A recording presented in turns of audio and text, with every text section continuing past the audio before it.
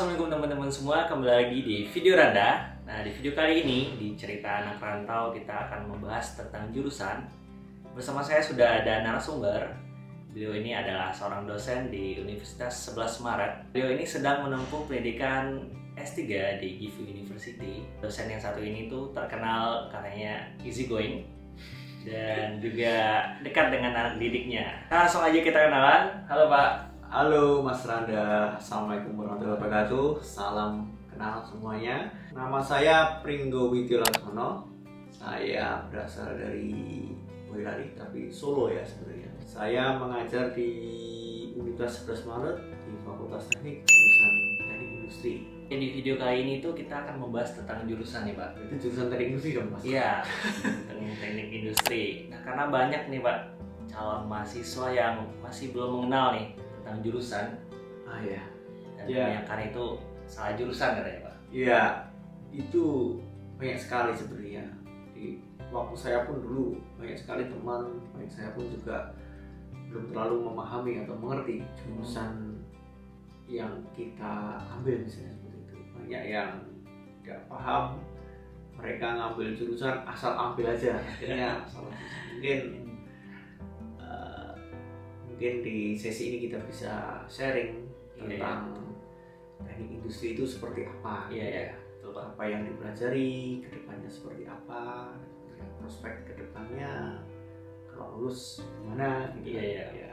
Nah, Pak Pringgo ini basicnya itu dari jurusan teknik industri ya Pak? Iya, teknik industri. Nah, kalau boleh tahu nih Pak, Iya. Pak Pringgo ini tuh alumni teknik industrinya S1, S2-nya di mana Pak?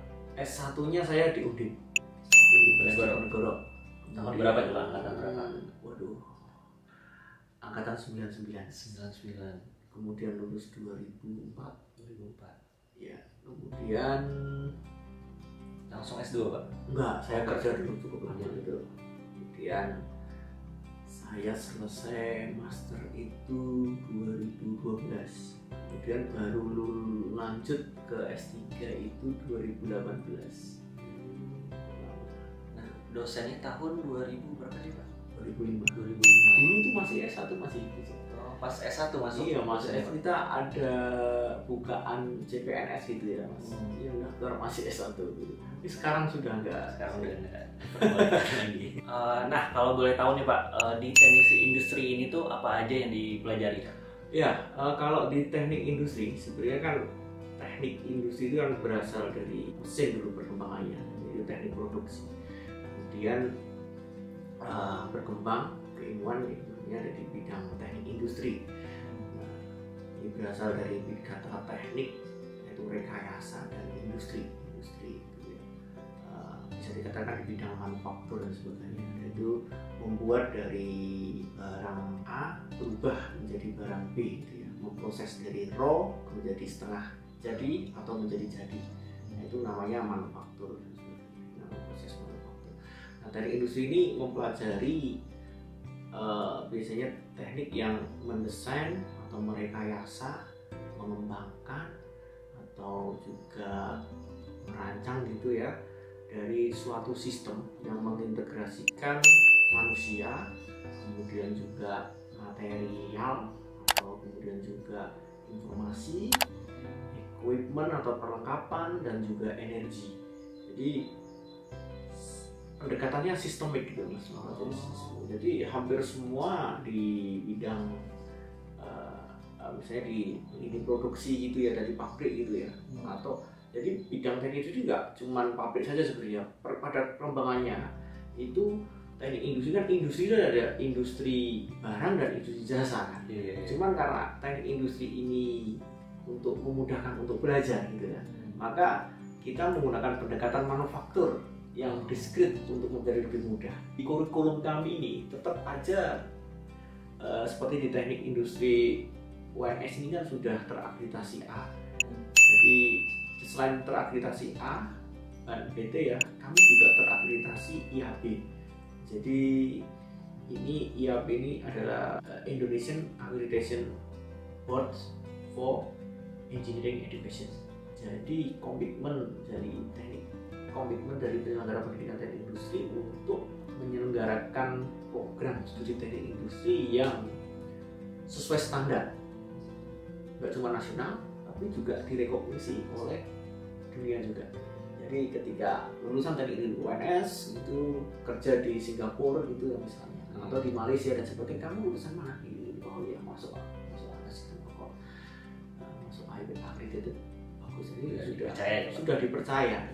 Bicara tadi tentang kurikulum nih Pak, Ya, di UNS nih mata kuliah yang dipelajari teknik industri itu apa aja Pak? Nah,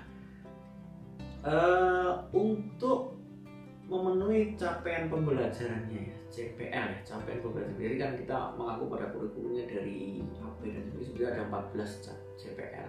Basicsnya itu sekitar 30-40%. 30% itu adalah basic engineering Mas. Jadi basic engineering kita harus mempelajari matematika, fisika, sains itu 30%.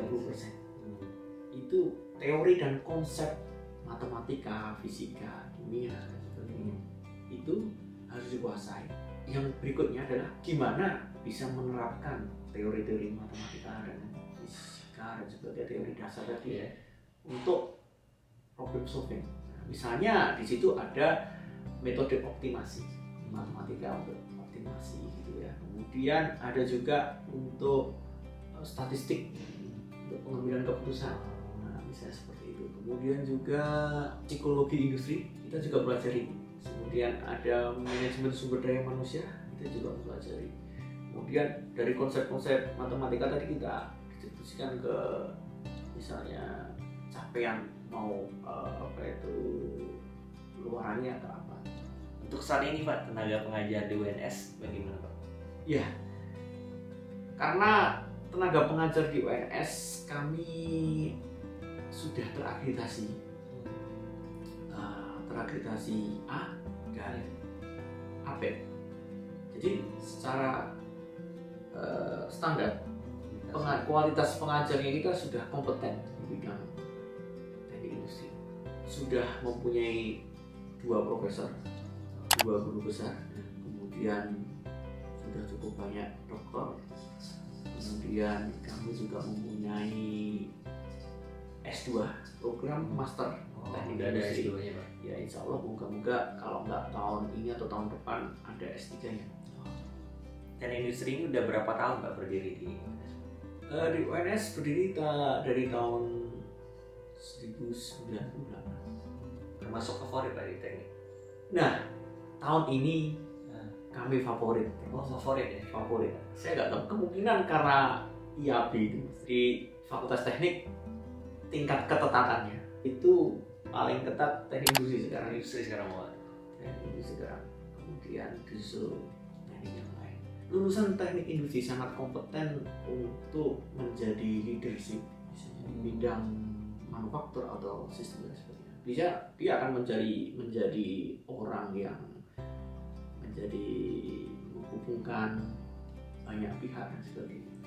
Karir sebenarnya sangat beragam banyak. Misalnya kalau bisa keluar lulus itu ya, bisa misalnya di bidang quality control produksi, analisis produksi, kemudian juga di bagian HRD, manajemen sumber daya manusianya juga, kemudian juga di bidang human safety engineer dan sebagainya, itu juga bisa. Kemudian juga di analis cost engineer, kemudian project analis juga bisa juga. Jadi banyak sekali. Misalnya di bidang konstruksi pun bisa. Jadi dia bisa mengatur beban kerja. Bisa juga bisa untuk mengukur performansi kerja dari sistem tersebut dan sebagainya. Akan mengukur. Jadi suatu proyek dan sebagainya kalau nggak ada yang mengukur gimana nanti? Yang bisa mengukur anak dari industri, cost engineer, kemudian juga di marketingnya, kemudian sales engineers-nya. Karena orang-orang teknik industri ini rata-rata dia akan tahu dari ujung sampai akhir, Mas. Dari proses produksi, dia mencari barang bahan baku, memprosesnya, sampai ke marketingnya dia tahu. dari hulu sampai ke hulu sampai hilir tahu semua dan tahu komunikasinya. Jadi ketika berkomunikasi dengan pihak luar dan sebagainya, dia akan tahu bahasanya dan sebagainya. berarti kan industri ini nggak 100% teknik ya Pak? Ada juga Iya, ada psikologi. manajemennya, ada psikologinya, Sosialnya. sosialnya. Ada pesan-pesan nggak Pak untuk nih calon mahasiswa yang yang pengen nih Pak masuk teknik industri UNS khususnya Pak?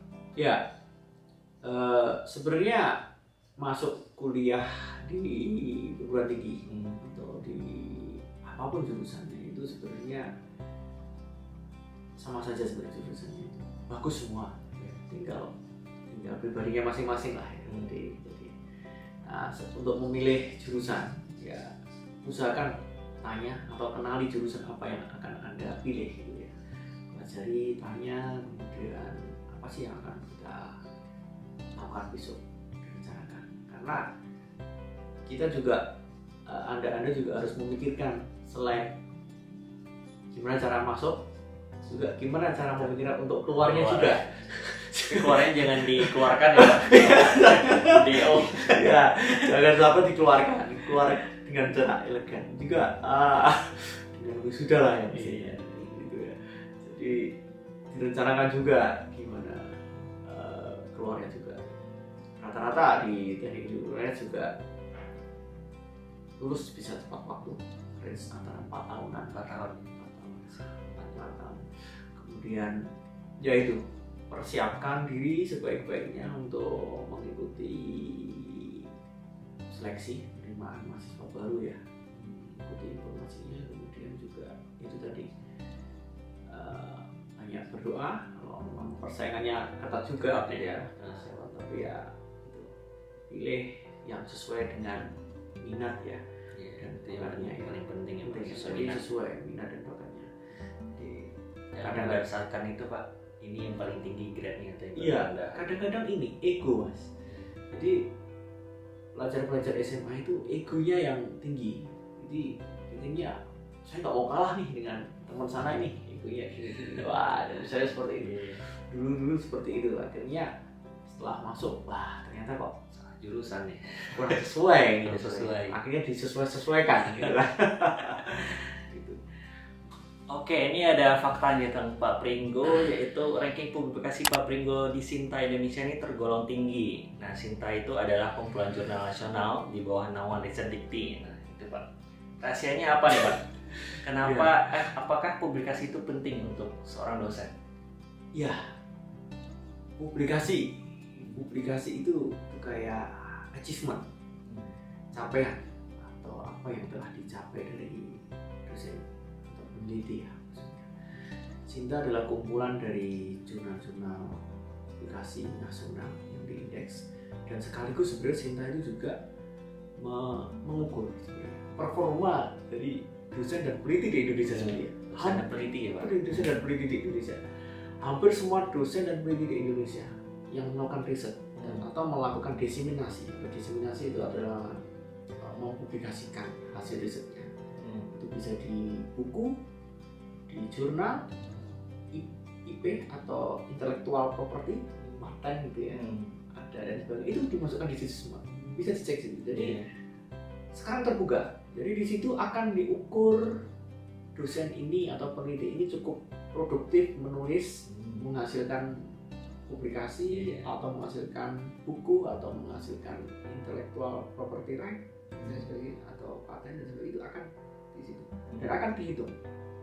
Ada dihitung secara menyeluruh, ada dihitung per 3 tahun. Jadi Bapak Menteri atau Dirjen atau Kementerian itu bisa memantau kinerja dosen seluruh Indonesia di situ, dan jadi masyarakat pun bisa memantau, misalnya universitas mana yang publikasinya paling tinggi, jurusan mana yang publikasinya paling tinggi. Tidak hanya dosen, tapi universitas juga bisa ada di situ juga. Oh, ini teknik industri dosen-dosennya gimana sih? Cukup produktif menulis atau enggak? Kan semakin banyak publikasinya, biasanya kan risetnya juga semakin maju juga. Rahasia Pak Pringgo nih Pak, bisa tinggi nih rankingnya, publikasinya. Iya, rahasianya adalah riset itu nggak sendiri. Riset itu ada kolaborasi dengan teman dosen yang lainnya, kemudian juga mahasiswa.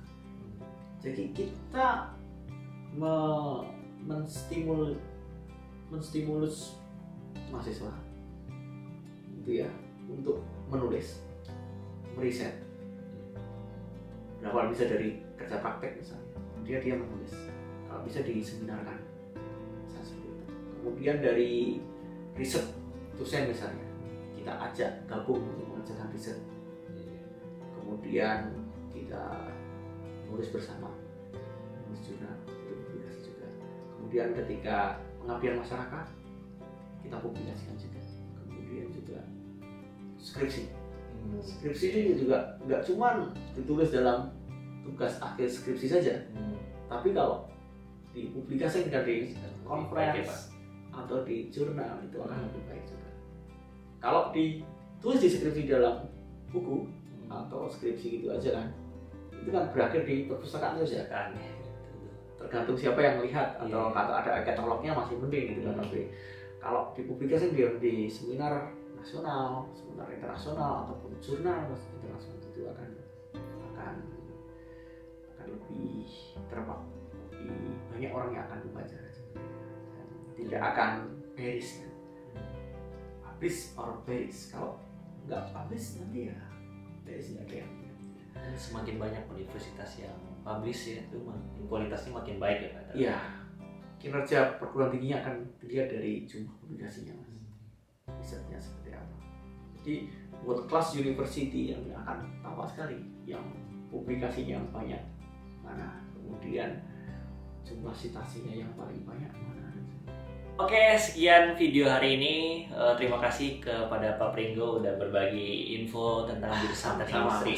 Nada, terima kasih juga sudah diundang ke sini, bisa sharing ya. Mohon maaf jika banyak kekurangannya ya, mungkin ada informasi yang terdistorsi atau kurang lengkap dan sebagainya, bisa menghubungi saya langsung atau gimana. Ya, nanti kalau misalnya ada calon mahasiswa yang pengen nanya-nanya lagi nih Pak tentang teknik industri UNS, ya boleh. Jadi nanti saya kasih link Pak Pringgo nih di bawah ini. Oke, terima kasih sudah menonton. Silakan like jika menyukai video ini, dan share dan komen jika ada yang ingin ditanyakan. Terima kasih sudah menonton. Assalamualaikum warahmatullahi wabarakatuh. Bye bye. Assalamualaikum warahmatullahi wabarakatuh.